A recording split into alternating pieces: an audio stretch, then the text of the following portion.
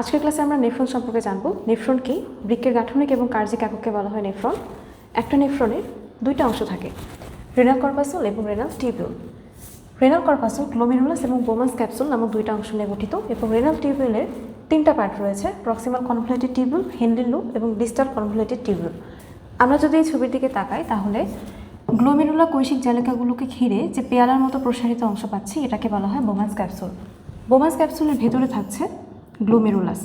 গ্লোমেরুলাসের ভেতরে afferent arteriole প্রবেশ করে, 50 থেকে 60টি কৈশিক জালিকায় বিভক্ত হয় এবং ইফারেন্ট আর্টারিওল হিসেবে বের হয়ে যায়।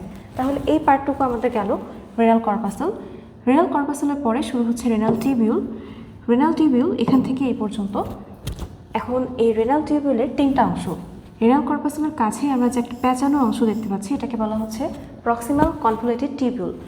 প্রক্সিমাল কনভলিউটেড টিউবিউল এর লেন্থ হচ্ছে 14 মিলিমিটার। এখানে থাকে মাইক্রোভিলাই। এরপরে যে আমরা একটা ইউ আকৃতির অংশ পাচ্ছি এটাকে বলা হয় হেনলির লুপ। হেনলির লুপের নিম্নগামী বাহুটাকে বলা হচ্ছে ডিসেন্ডিং বাহু এবং ঊর্ধ্বগামী বাহুকে বলা হচ্ছে অ্যাসেন্ডিং বাহু।